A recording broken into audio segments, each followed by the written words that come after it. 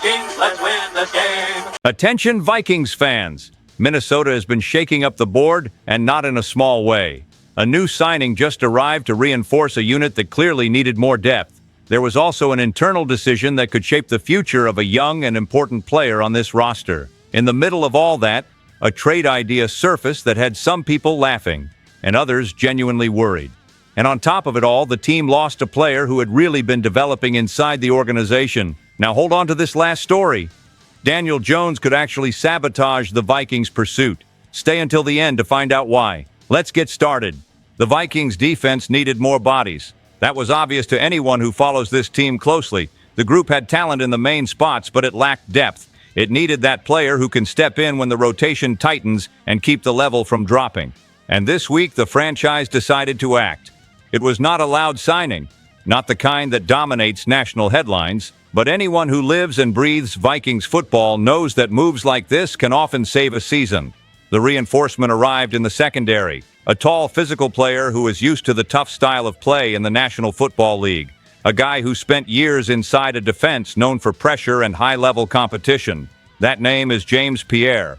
The cornerback arrives after 6 seasons in Pittsburgh, and look, that is no small thing. He entered the league as an undrafted player. No one expected much. Even so, he managed to survive in one of the most competitive environments in the National Football League. That says a lot about the kind of player he is. Pierre has appeared in 95 games in his career. He started as a special teams contributor. Then he began earning snaps in defensive packages. Slowly, he became one of those players coaches trust when they need someone to stabilize the game for a few series. Last year was particularly interesting. He finished the season with 11 passes defended and 1 interception. Nothing outrageous on paper, but anyone who studied the game saw clear development. He even received an 86.8 grade from Pro Football Focus, the best mark of his career. And there is another detail that matters here. The Vikings' new defensive backs coach, Gerald Alexander, knows James Pierre very well. The two worked together for 3 seasons in Pittsburgh. So this is not a blind gamble. There is real familiarity. That helps the adjustment. It helps communication. And most importantly, it speeds up trust inside the defensive system. Pierre arrives standing about 6 feet 2 inches tall. That helps tremendously in outside matchups, especially against the bigger receivers that keep showing up in the National Football Conference.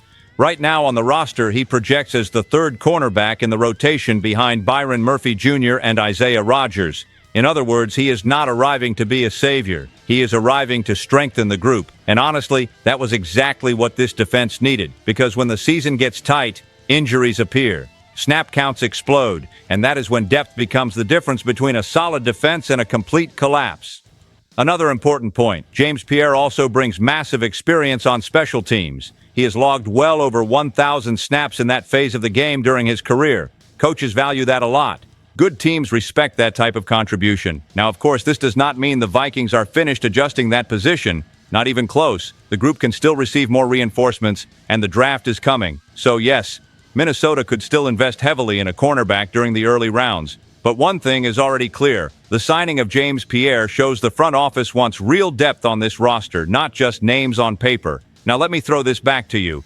Tell me in the comments, did you like this addition to the defense? Because if this was only the first move, the next story involves an internal decision that could shape the future of a young Vikings defender, and that conversation is heating up behind the scenes. A quick message: subscribe to the channel. It is free and it helps strengthen this community a lot. The Vikings made some serious decisions behind the scenes even before free agency truly opened. While many people were expecting outside signings, the franchise first chose to adjust things internally. And when that happens, it usually means there is a clear strategy forming for the roster. In recent days, we have seen contracts adjusted, veterans released, and positions reorganized. That already left many people wondering what the next step for the defense would be.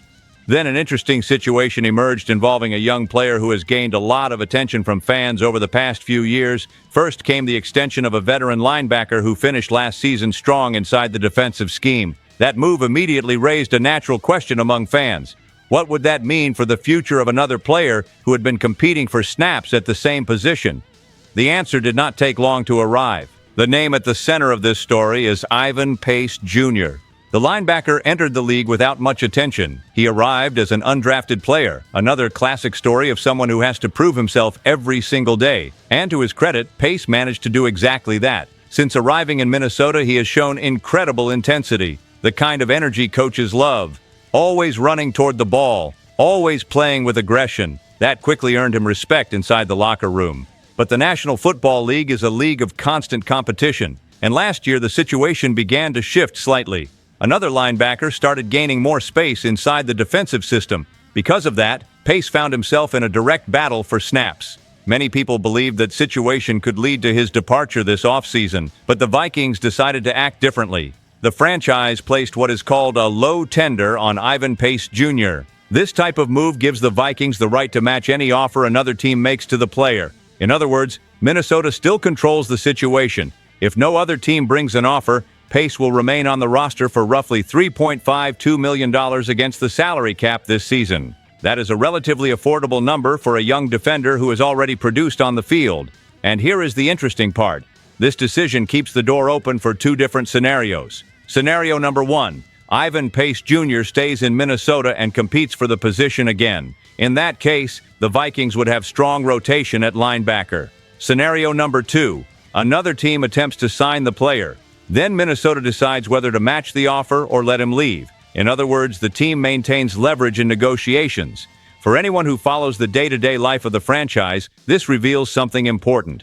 The front office does not want to lose young talent without control.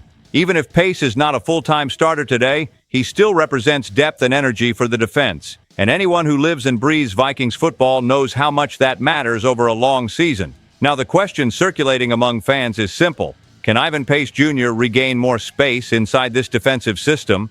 Or is this tender simply a way to protect value before a possible departure? Because the next story involves a completely wild trade rumor that started circulating around the National Football League. And when you hear the name involved, it really makes you wonder if someone lost their mind. Sometimes rumors appear in the National Football League that make any fan stop and ask one simple question: did anyone actually think this through? Because some trade ideas seem to come more from internet imagination than from real football logic. And this week, one of those stories surfaced involving the Vikings. It all started when an analyst suggested an unusual scenario, a theoretical proposal that quickly began circulating across social media and fan discussions. The idea sounded simple on paper. A team looking to reinforce its pass rush might try negotiating with Minnesota. Up to that point, nothing strange. The National Football League lives on trades. Players change teams constantly, especially when contracts, age, and rebuilding plans come into play. The problem appeared when the details of that proposal started spreading, because the player involved in the conversation is not just another rotational piece. We are talking about a defender who recently joined the team and has already shown real impact on the defense. The name in the center of the rumor is Jonathan Greenard. Greenard arrived with the Vikings, bringing energy to the pass rush. Early on, he demonstrated the ability to pressure quarterbacks and change the rhythm of games, the kind of presence that forces opposing offenses to adjust their protection schemes. And anyone who lives and breathes Vikings football understands how valuable that is. A consistent pass rush changes everything. It helps the secondary. It shortens the quarterback's time in the pocket. It forces mistakes. That is why so many people were surprised when the proposal surfaced. The suggestion was that a team might attempt to acquire Jonathan Greenard by offering only a fifth-round draft pick. Yes, a fifth-round pick. When that idea appeared online, the reaction was immediate. Fans and analysts started questioning the logic. Because in the current market of the National Football League, productive pass rushers are expensive. To give some context, recent deals involving players at that position have included first-round selections or large draft packages. Even if Greenard is not at the absolute elite level, he is still a respected defender and relatively young for the position. He will turn 29 years old in May. He still has competitive fuel. He can still produce at a high level. So imagining Minnesota would accept a fifth-round pick, many people called the idea completely unrealistic. And honestly, it is easy to understand why. If the Vikings ever consider trading Greenard, the expected value would likely be much closer to a second- or third-round selection. That would represent fair return for a productive defender. In addition, there are teams in the league that could realistically show interest. Washington, for example, has salary cap space and a clear need for pass rush help. Another team mentioned in speculation was San Francisco, a franchise with a history of constantly reinforcing its defensive line. But for now, all of this remains in the world of possibilities. So far, there is no real indication that the Vikings are trying to trade Jonathan Greenard. What exists is a rumor that sparked debate. And here's the question that truly matters. I want to know your opinion in the comments. Would you trade Greenard for draft picks or keep the pass rusher in Minnesota? Because while this discussion was circulating online, another story surprised a lot of people. And this time, it was not a rumor. It was a player who had been developing inside the roster simply leaving. Some roster losses do not create massive national headlines. They do not appear across the biggest shows on ESPN. But people who follow the team week after week definitely feel when they happen, especially when they involve a young player who had been improving inside the organization. That is exactly the type of situation that surfaced during this Vikings offseason. During last season, Minnesota's special teams unit performed very well at several moments. Part of that success came from the work of one specific player. A big, powerful athlete with an extremely reliable leg. A player who, interestingly enough, started his career at a different position before becoming a specialist. The name in this story is Ryan Wright. The punter who wore purple and gold during the past seasons is leaving Minnesota. He signed with the New Orleans Saints after a very solid year. The agreement is worth 4 years and $14 million with $8 million guaranteed. For many people, this might look like just another punter move in the market. But when you examine it more closely, it is not that simple. Ryan Wright had been steadily improving. Last season, he played in 17 games and executed 65 punts. The total yardage reached 3,184 yards. That produced an average of 49 yards per punt, the best number of his career. But the detail that really stands out appears in another statistic. Wright placed 25 punts inside the opponent's 20-yard line. That level of precision completely changes the field position for the defense. When an opponent begins a drive that deep in its own territory, defensive pressure increases, and offensive play calling becomes more limited. It is the kind of detail that often decides tight games. There is another interesting note as well. Ryan Wright did not start his football journey simply kicking the ball.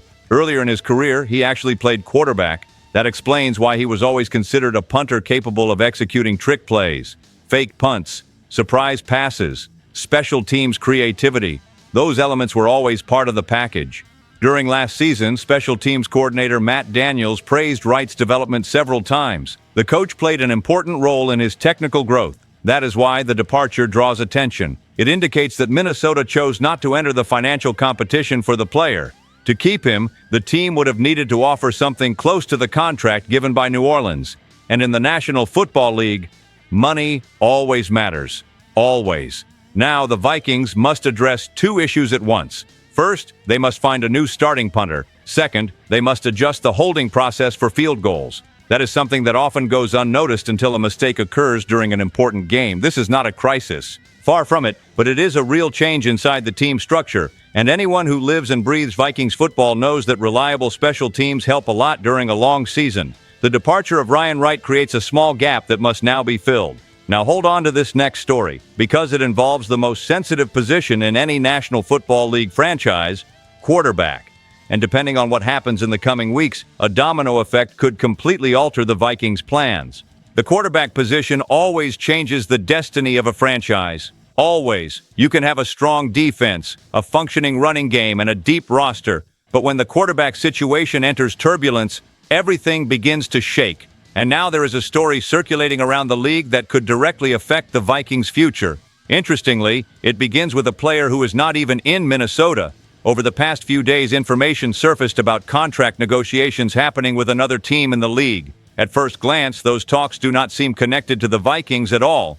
But when you look closely, you begin to see the potential domino effect. The name appearing in the middle of this situation is Daniel Jones. The quarterback is currently negotiating his future with the Indianapolis Colts. The team placed a tag that gives it priority to negotiate a new contract with him before other moves occur. However, those conversations are not exactly smooth. According to reports circulating around the National Football League, Indianapolis offered a contract similar to a recent quarterback deal. It was worth roughly 3 years and just over $100 million, but Jones's side is reportedly asking for something much higher. The request mentioned is close to $50 million per season. That gap created significant distance in the negotiations, and that is where the story begins connecting to Minnesota, because another quarterback who could soon be available on the market has already been linked to the Vikings in several analyses. That name is Kyler Murray. After being released by the Arizona Cardinals, Murray can choose his next destination. Unlike many situations in the league, he will have the freedom to speak with interested teams before making a final decision.